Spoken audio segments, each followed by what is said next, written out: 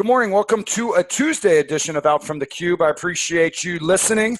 It means a lot to us. I apologize for not getting one out yesterday, but again, with children that do not have school and with clients that I need to be attentive to and be doing work for, sometimes my schedule gets the best of me and I'm not able to get an episode out. So I wanted to thank you, though, for listening. Hope you had a great weekend. If you know me, we had a weekend of basketball, and there was actually a great little festival here in the St. Charles, St. Louis area where I live, and we're able to take that in and be around our friends and community in this area. So it was a great weekend. If you haven't had a chance, just to kind of jump right into it, if you haven't had a chance to listen to the last episode I put out on last Friday morning, I believe, I put out an episode with Jason Wells. Jason Wells is a good friend of mine that I've known about 2 years, probably 2 years. And Jason Wells is now kind of this, he would hate for me to say that he's a motivational speaker, but he goes and speaks to different companies, organizations, teams, and gives great kind of motivational type talks, although he wouldn't phrase it that way. So I'll do a better job actually when I'm with him next about nailing down exactly what it is that, his tagline on what he does. But he is a phenomenal person. So let me give you a rundown on that relationship. And if you go back, so listen to the last episode, what we're trying to do with Jason is just a quick 15-minute segments with him where we can bring him on in 15-minute blocks once a week or so, or once every 2 weeks, and just get a conversation going with him. So what happened is many years ago, 2 or so years ago, I took my children to a basketball training session here in St. Louis, and Jason ran that session. And when he was running the session, he kind of got it going. There may have been 30 or 40 kids there that he was working out and training. My kids jumped in and started working out with them. Then he came over to me, first time meeting, shook my hand, wanted to know me a little bit. I think may have asked me about my background. I told him that in a former life, I coached college basketball, and kind of my kids are passionate about basketball. And so that's kind of where we're at and what we're doing. Then he essentially said, hey, why don't you come back tomorrow if that's what you were planning to do for another workout. And this time, why don't you bring some workout gear and we'll put you on the floor and let you work out as well. So I did. We showed up the next day and Jason allowed me to be on the floor. He led the entire gym and he let me just be involved in training some of these 30 or 40 kids that he was working out. So from there, we did that essentially 2 to 3 days a week for about 2 years. Every single night, I would show up with my children, every single night being 2 or 3 nights a week. 2 or 3 nights a week, we'd show up with our kids. I'd be on the floor with Jason. And if you know me, I took notes for 2 years on everything he did, everything he said, and how he was training these kids. And so I actually have a notebook of my time with Jason. And it was just impactful to me. It was impactful to me, one, because I think Jason's a great teacher. He's a great coach. He's a great communicator, and does a great job of uplifting. The one, let me and kind of segue into some things about why I brought this up. But the reason why I believe, and Jason might agree with this, that him and I connected and continue to stay connected, is we both feel that what we do in terms of training, because I do some training as well, that it is never about basketball. We use basketball as a tool or a vehicle to teach life skills, life lessons, things that we would want, some traits and some values that we would want our kids to have, and the kids that we're working out. So it's never really been about basketball. So the phrase that we actually talked about last week when we got together was, in business, and kind of to position this now into kind of a business and entrepreneur and leadership and motivation type of stuff that we typically talk about. In business, you can never make enough money. And this is a phrase that I heard from a coach many years ago. In business, you can never make enough money. And in coaching, you can never win enough games. That it's not about the dollars and it's not about the wins. And I know we have people in both kind of verticals there. We do have coaches that listen, athletic coaches, and we do have business people and CEOs and executives that listen to this as well. So I guess my takeaway on some of that would be, my take with my relationship with Jason and my connection with Jason is, and the reason we really were passionate about what we were doing was we were not working with those kids to necessarily make them great basketball players. We were working with those kids to make them great people, great students, great sons and daughters, and eventually, great employees and great husbands and wives and things of that nature. So it's always about more. So I guess my question would be, what are we doing in the business world for these people that are with us 8 to 10 hours a day? The phrase. So let me put a bow tie on this Jason Wells thing. I haven't seen Jason and I both stop training at the place where we were training. Jason ended up moving on to some different opportunities that he had professionally, and then very soon after he left, I my time was kind of done there, as I just got wrapped up in other things. And so we ended up both moving on. I haven't heard from Jason in quite a while, and I got a random text message from him last week, a week or so ago, and said, "Hey, we need to get together and talk and have a drink," or whatever it might be. So we met and sat and talked. Okay, so what that has to do with us and our podcast is, as we talked for about 2 hours. We just sat there. And again, for those that do watch on YouTube, I'm holding up my weekly notes that I actually will be posting to LinkedIn more frequently now. But a sheet that I'm holding up now was essentially empty when I went to talk with Jason. And by the end of that, of sitting in this restaurant, by the end of the conversation, I actually looked at him and said, "I've run out of room. The conversation's over. There's no more notes I can take on this piece of paper." But we ended up talking, "Hey, I would love to have you on the podcast.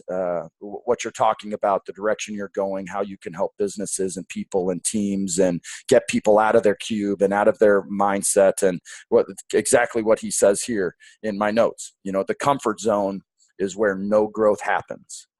And I wrote that down, and that just, of getting out of that comfort zone, because that's where nothing happens. No personal growth or professional growth happens when we're in our comfort zone. And I believe Jason has a message.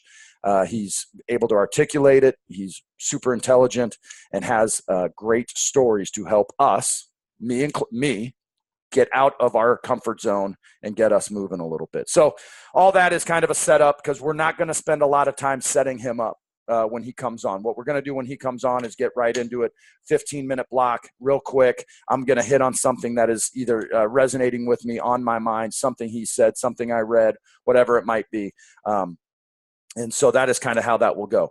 And so I wanted to set that up just so, one, moving forward, that Jason is going to be on the show. Two, my weekly notes here that I'm holding up, really are around him and my conversations with him. And I wanted to get to some things, but this hit me this morning. Usually when we start this, I'm sitting around thinking about, how I can start the episode. Typically for me, I feel like I can actually kind of talk and get things going and kind of keep a discussion going, and I can get going. My hard part, I guess, in life is getting going. It's this, so right here, another quote from Walt Disney: "The way to get started is to quit talking and begin doing." And boy, that is me. That is me, where I maybe sit around and talk too much or think too much or read too much or take too many notes or have these great ambitions and great goals. And I'm compelled to do these great things that we've talked about, but then we don't begin doing. And that's frustrating for me. So, as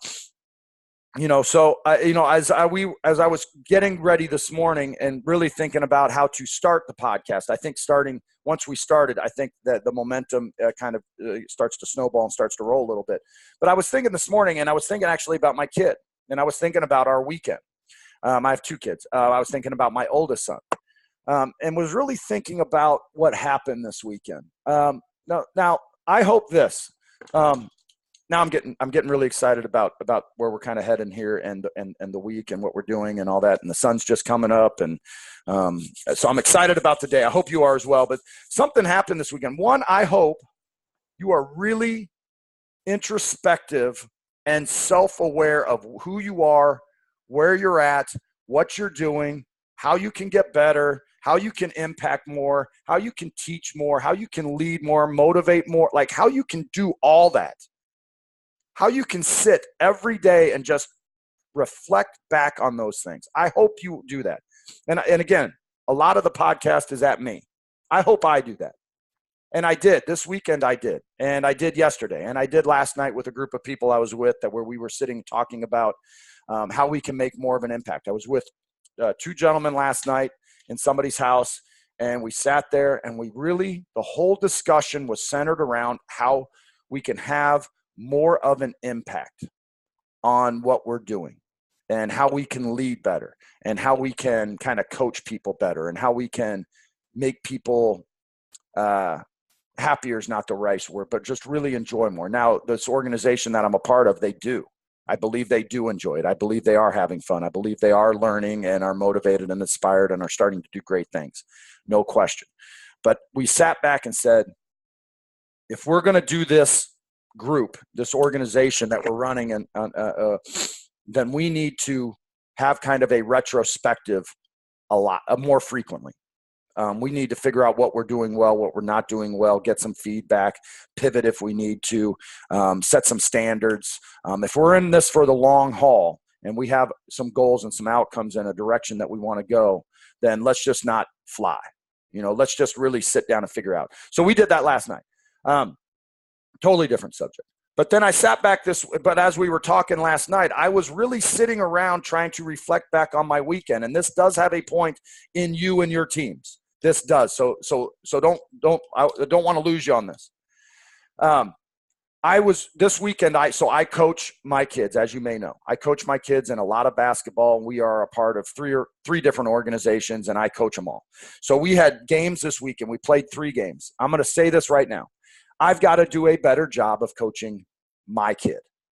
Okay. And I've learned, and people used to tell me it's really hard to coach your own kid. I need to do a better job of it. I am really, really demanding of my own kid. And the people that are a part of our group would say I'm really demanding of all the kids, but I'm really hard on my own kid. So let me paint this picture. We're playing 2 games, and one of our teams is a 4th grade team, and we were actually playing 5th graders. And the 5th graders have different rules where you can press and do different things, not to wear you out with some of the low level stuff. But anyway, so I really wanted to win the game. I was really hard on my kid. My kid is doing pretty well, and so I was really hard on him. I noticed this though. As I was hard on him, as I was screaming on the floor to get his attention, to get him to do something, even if I was shouting encouragement, my boy's name is Camden, C-A-M-D-E-N, Camden. So I was yelling across the gym floor, even if it were encouragement, Camden, great job, big time, you're doing great, you're working hard, whatever it might be, right? He had already tuned me out. So let me say, and this matters to you and your team. I am really hard on my kid, and I've got to do a better job. So that's my reflection, introspection. That's me being accountable to myself and just sitting around saying, first and most important thing with our kids is that they enjoy the sport or the activity or the engagement that they're a part of. So that is one. I need to make sure my kid is always enjoying the activities that we have them in. And in this case, it's basketball. 2, that I get so excited and I'm so hard on him that as I was getting after him, challenging him, he was messing up, but he's also 10. But as he was messing up, and as he was not working hard, which is my pet peeve relative to some of this stuff, and he wasn't working hard, I really got after him. And the more I got after him, the more he tuned me out. Now, if you know me, I am pretty loud and vocal. So, and we're in a big gym, but it's not a crowded gym. So when I'm getting after him, and I'm sitting there really getting after him to get his attention, yelling his name, he doesn't even recognize me. And I'm sitting there in my mind going, he can hear me. He can hear me. And the reason he's not listening to me right now is he has tuned me out. His fault? My fault? Like, without question. Without question, my fault. Without question, my fault.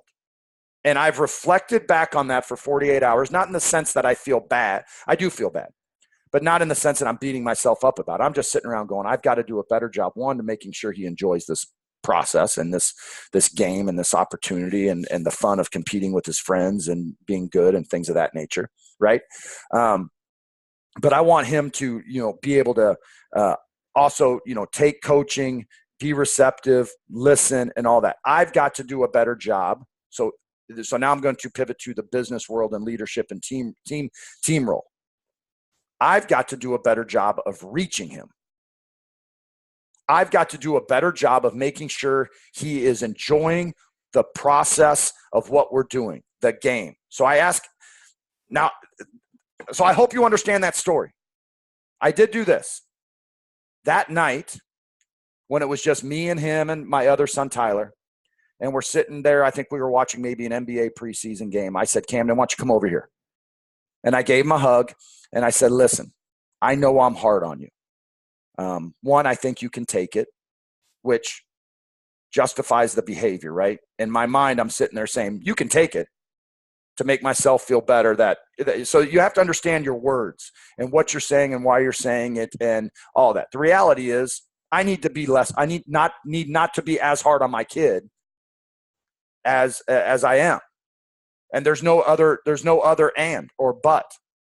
Okay, but I did say that to him, which he didn't care. In my mind, I'm sitting there going, that's a cop out, right? But I just said, hey, listen, I'm going to do a better job. I promise to you, I will do a better job of coaching you and making sure first and foremost that you enjoy playing this game. Okay. So that's the background on how I thought about this morning. And then but how does that have anything to do with 30, 40, 50-year-old people that are listening to this podcast? I'll tell you exactly how it does. One, this is me. This is just me and things I would consider. And I'm not saying this is like 1A and the most important thing. These are just things off the top of my head that I would consider and think about every day rolling into my place of employment with my teams, with the people that may report to me, or the people, again, to somebody that said last week, leaders are people. Leaders are not titles. So let me say that again. Leaders are people. Leaders are not titles. So the opportunity to go in and lead and motivate and inspire and things of that nature is in everybody, regardless of title. So it doesn't matter if you're just rolling in and have to have people report to you. But if I were in that situation, the first thing I would consider is making sure that people are enjoying the game, right? And you understand what I mean by the game. I would make sure that the client, the sale, the product, the team, whatever it might be, the atmosphere of being a part of this company, that they enjoy it. And then I would sit back and say, I need to know how to reach everybody on this team. And everybody is different, and that is going to be a challenge. I have to figure out how to reach my 10-year-old better. I do think I do reach him. But he's changing. I'm changing. I didn't necessarily connect with him that well maybe that game. But I'm always sitting around saying, man, how can I reach him? How can I make that connection better? How can I make him perform? What can I do to help him perform better? Right? I hope that you listen. Somebody said something, and it may have been Jason, and it may have been a podcast I listened to. But being very deliberate about the words that you use. Right. And I know sometimes we just go, and I go and I sit there and get after the people I lead and maybe the teams I coach. But then I sit back and I'm very deliberate about the words, like to make him a better player. See, like that phrase, to make him better, to do what I can to help him get to where he wants to be. Right? Just phrasing and how you kind of think about things in your minds. It's important, I think, as a leader, that you're really smart about word choice, word phrase on how to convey the message or get people to move in the direction. So back to your teams. At some point, if you're really hard on your teams, consistently always hard on your teams, or consistently never giving praise, or always in their face, or always saying negative things that aren't uplifting and aren't encouraging. And I'm not saying it needs to be this Pollyanna thing. I do think there's a way to give feedback and to be not to criticize, but to give that feedback of improvement, or you could do this better, or this is a better way to do things, or whatever it might be. Jason said this, and Jason is going to be on a fair amount on the podcast, but I did want to bring this up, something he said. He was like, George, what if I came into your house and sat and looked at your living room and just essentially said, this isn't going to work. Like, we need to move all this around. So help me move the couch, help me move the TV, help me move all this other stuff around, because this just isn't going to work. Right?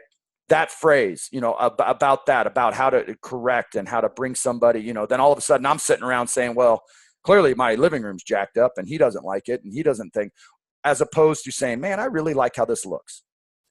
But have you thought about maybe moving that over here? I think let's just move it and just see what it looks like, because the rest of this place looks awesome. And figuring out how to phrase things, figuring out how to not put people on their heels, and figuring out how to keep people engaged. I guess here's the other one. Keep people engaged. Keep people connected. Right? Jason and I are going to talk a lot about being connected and how to get connected and how to be connected as a team and individuals and all this sort of stuff, right? But to keep people connected with that type of phrasing and wording and things of that nature. So I say this, that if you're always that person, if you are always that leader that is sitting on the sidelines, yelling and screaming, and it is in a critical nature or negative nature, or you've got to get better at this nature, just like my kid, those people will tune you out over time. They will tune you out. So that when you're yelling and screaming from the sidelines, encouraging things, Camden, that was great. Great shot, right? Screaming it. You don't even get acknowledged, right? They won't even hear the encouragement. They won't even hear the praise, because they've essentially tuned you out for days, weeks, months anyway. Right? So I'm just saying, keep that in mind, because that was on my mind this morning. It has been on my mind this weekend. I'm not stewing over it by any stretch. I just want to get better. And there's nothing more important than impacting your kids and making sure your kids, if we want our kids to go out and enjoy a team, an organization, an activity, why wouldn't we as leaders want the same thing for the people that report to us professionally? And I draw a lot of comparisons and parallels in this podcast to those two groups. What we want for our kids and what we want for our teams or ourselves professionally, right? I want my kid to think he can do anything in the world. Anything. I want my kid to know, with time, effort, and the correct habits, doing something correctly, they can do anything. But I don't think that for myself.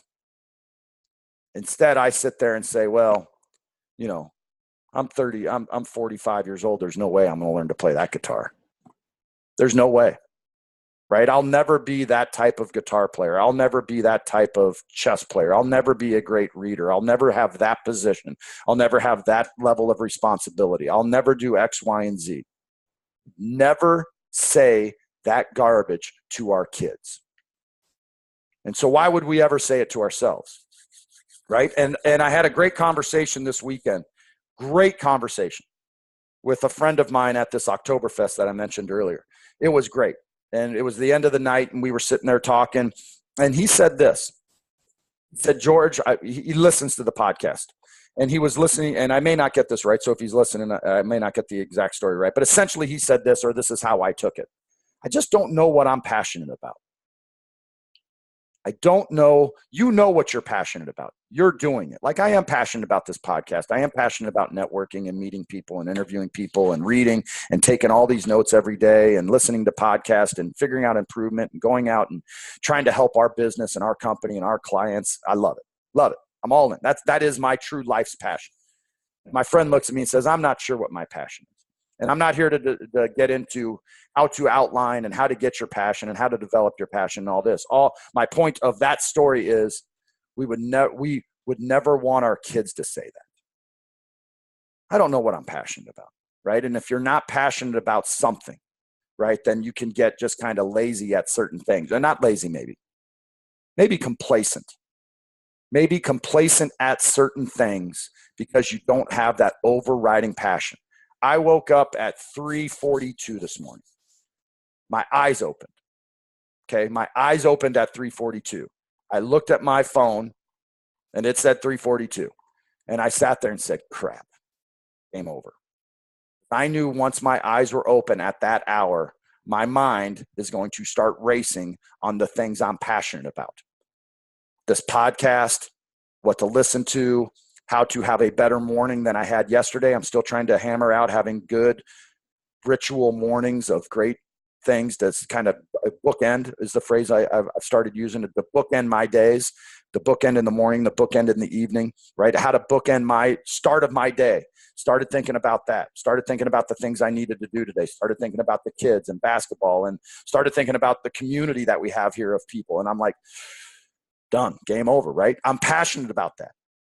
But we want our children to find those passions too.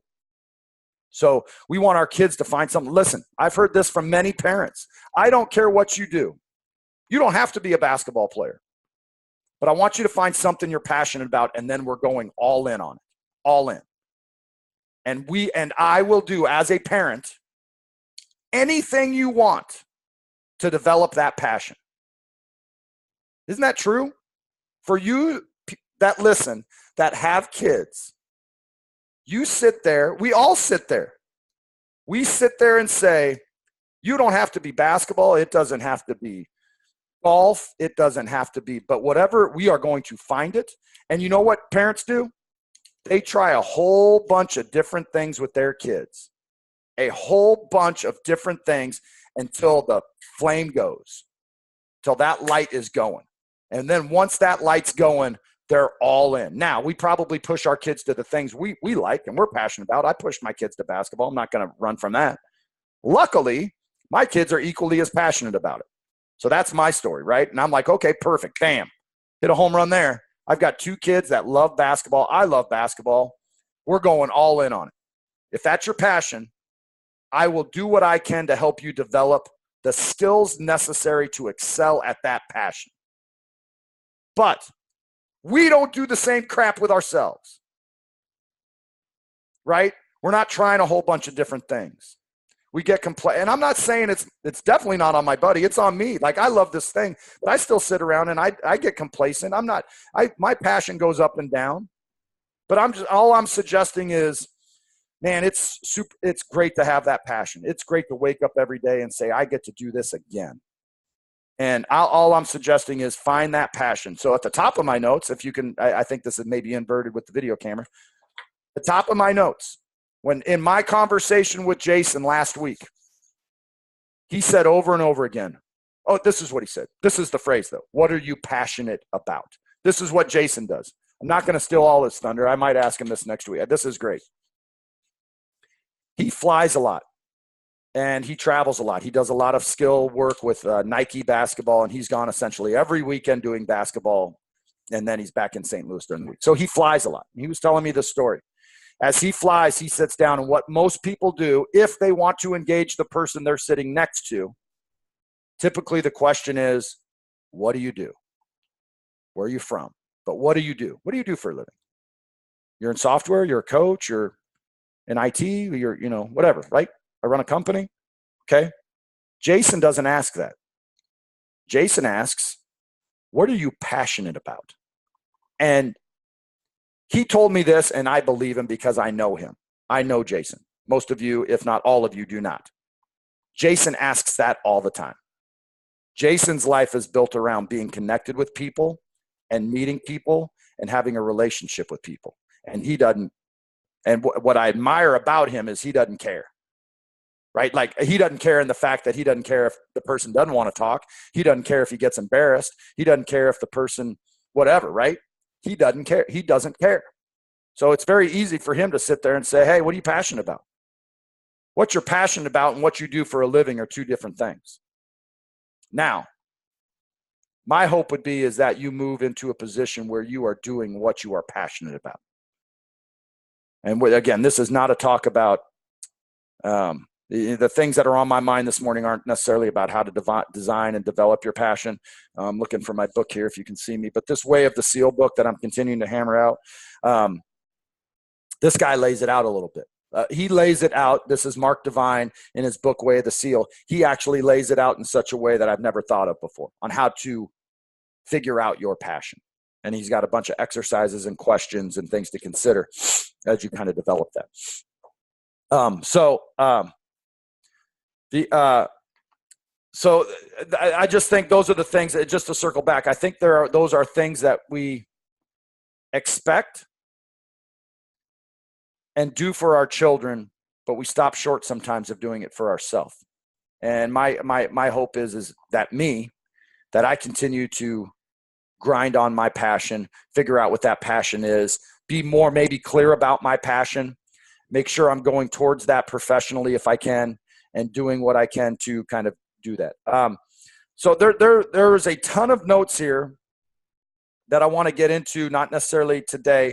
I'm already at the 30-minute mark on some of this, and I want to make sure that that this isn't a terribly long podcast this morning.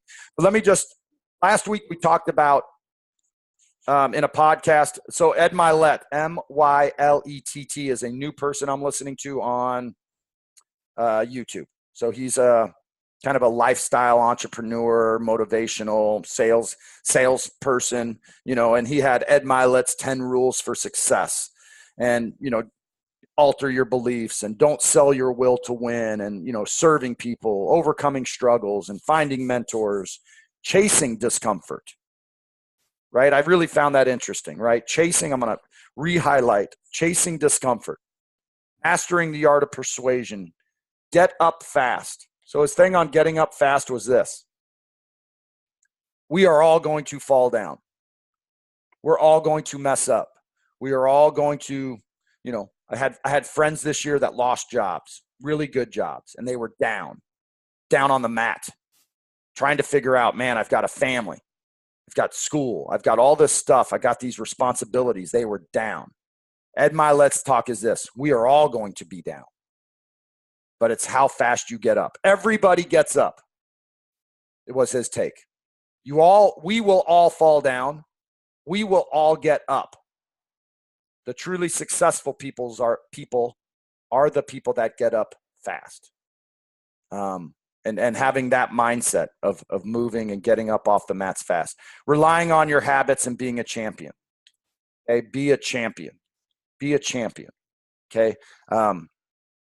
So those were some of the things, and his big thing was on gratitude and serving and giving. But his thing was this. This is from Ed Mylett. We talked about this last week, and I really liked it. So I'm just going to reiterate it real quick in the last 5 or so minutes that we have here. Is what is your temperature gauge set to? What is the thermostat in your house set to? Now, Jason corrected me on this. There's a thermometer, and then there is a thermostat. And the difference between the two.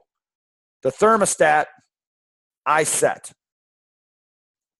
The thermometer tells me what it is.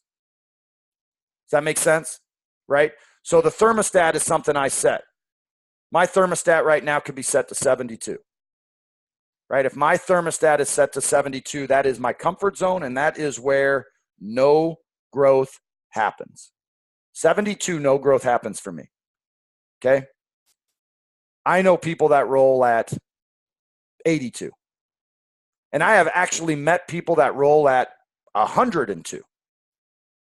And their thermostat is set to 102. And if I roll with those people, I'm uncomfortable at 102. So I go back to 72. The idea being, 1, find people that roll at a temperature that you want to be at. 2, get to that temperature and be comfortable at that temperature.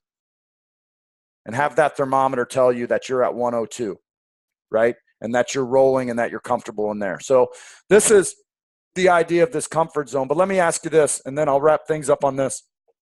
Jason said this as well. And and I really liked it. And if you're rolling in, it's 7:20 in the morning, sun's coming up. It's going to be a good day in the Midwest. Jason said this, and I really liked it. How much of today is Groundhog's Day? How much of what we're doing professionally and for a living is Groundhog's Day? And you all know the movie that we're talking about where it's just over. And yeah, I'm doing the same thing today that I did yesterday. I'm meeting with the same people, but the passion that you have, the goals that you have, the motivations that you have, the inspiration you have, or maybe it's this. Maybe you're such a great leader, you don't make it Groundhog's Day for your team. Does that make sense? Like, man, I get to wake up today with a passion for my company, my product, my team, my client, and I get to go have an impact on those people and make today better for them than it was yesterday, where it's not monotonous, where I can figure out their personal level of growth. I can, listen, I can go figure out their temperature, their thermometer, where they're set to. And I can figure out how to take the 72s or the 65s or the 86 and put them at 100. And I can not make this Groundhog's Day for my team. That's what I'd be doing. So if you're a coach and you're listening, I got a buddy that coaches up in Chicago, and he listens to this podcast driving into his team. Don't make it Groundhog's Day for your team today. Make this inspirational, motivational, that they're reaching their goals. They understand the why. This is why we're doing this drill, or this is why we're having this strategy. And make it, inspirational. Make it feel like they're moving towards their goals and outcomes for the season, for the client, for the sale, for the proposal, for the ROI on the business, whatever it might be. We're moving towards that direction, and it's not Groundhog's Day. But how many of us live in Groundhog's Day, and we've been doing the same shit for 1 year, 5 years, 10 years, and it's Groundhog's Day? Jason continued to say this. We have said this in the podcast. So I felt good when Jason said this. He said it a little different. Man, we hate Mondays and live for Fridays. All of us. All of us hate Mondays and live for Fridays. Now it's Tuesday morning. I hope you had a great Monday. I hope you don't hate your Mondays anymore. I hope you listen to this and you figure out, like, you know what? Monday, Tuesday, Wednesday, Thursday, those 4 out of 7 days, that is a huge chunk of my life, and I am going to enjoy it. And I am responsible. I can make the choices to make sure that I enjoy those 4 days more. I love my Mondays now. I love it because I know I get to do a podcast. I get to meet with people. I get to have great clients. I have a great boss. I have great leaders. I have a team of people that work at the company of Polaris Solutions where we work, where I get to get better every day. How could you not be passionate about being around that type of thing? Or I'm telling you, man, if you're rolling in and you work with the wrong people or have the wrong boss, or people are on eggshells, or the leader is so loud and negative that you've tuned them out, to circle back to 37 minutes ago, that you're so hard, your leaders, the people in your organization or some of your peers are so loud, are so negative, are so critical, are so pessimistic about the vision and the mission and the values and the direction of whatever you're doing, that you've essentially tuned them all out and you're Monday morning dead. I'd make some choices. Luckily for us, at where we work, Polaris Solutions, I would be willing to bet that every single person that works at our company gets jazzed up at Monday around 6 o'clock, 7 o'clock, where they sit there and say, man, I get another week. Right? Some people check out on weekends.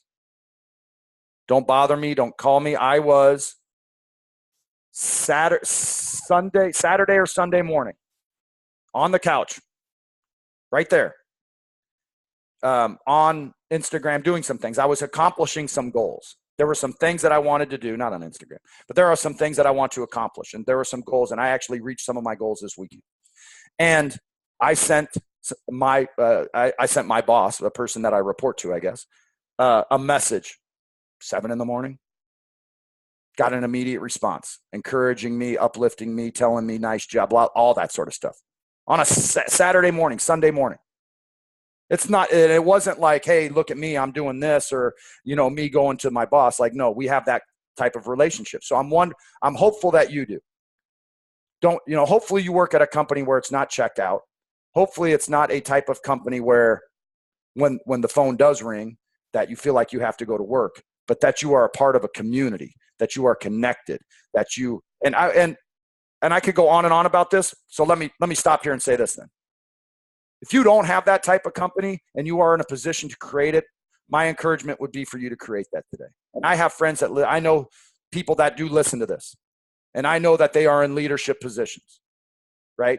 My encouragement is to start to create that type of culture, that type of community where people are sitting there excited about Mondays and excited about their passions and feel that working for you with them, that they are going to reach with their passions, even if it have nothing to do with what you currently do.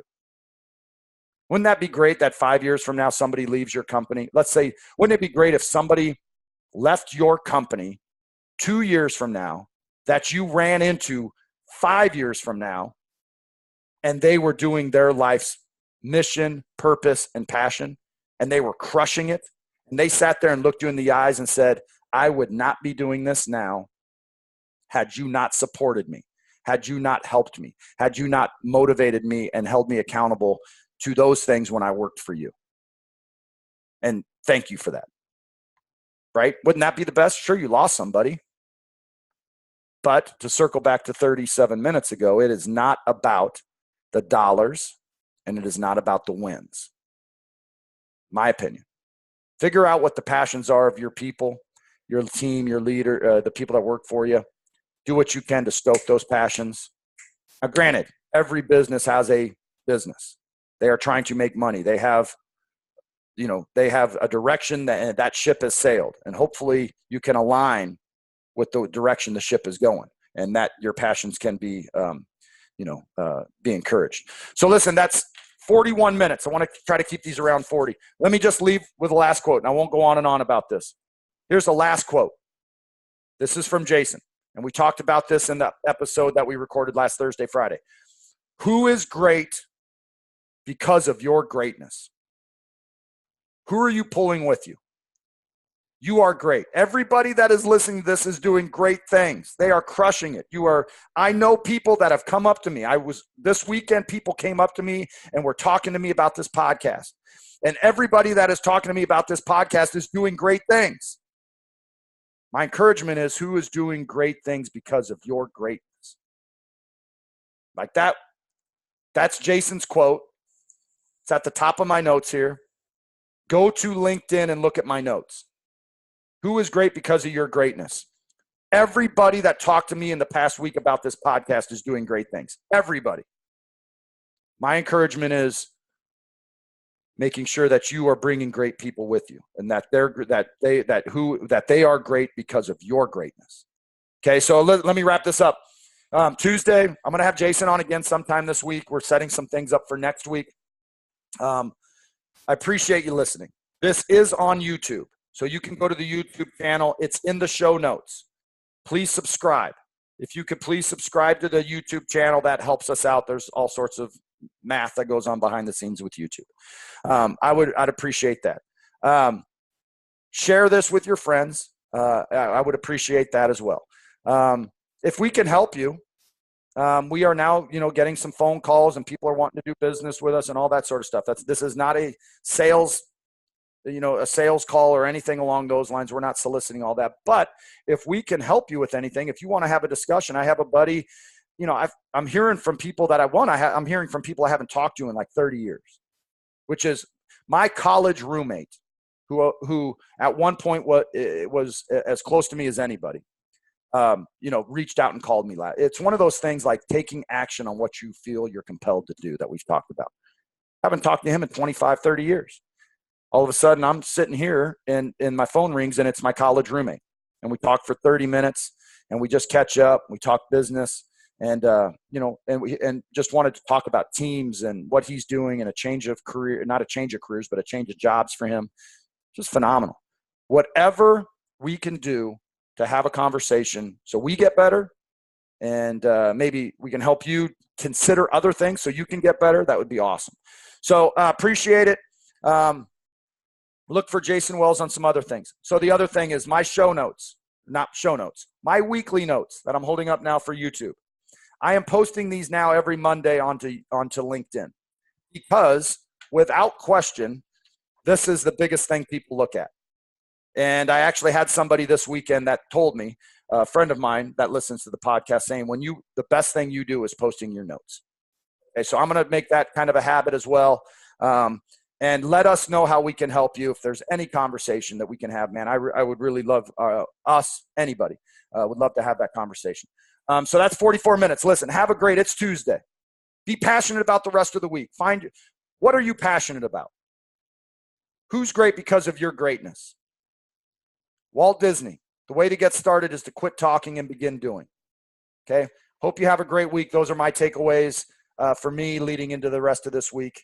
Continue to refine what I'm passionate about, figuring out who's great because of my greatness. And the way to get started is to quit talking. Have a great rest of the week. We'll talk.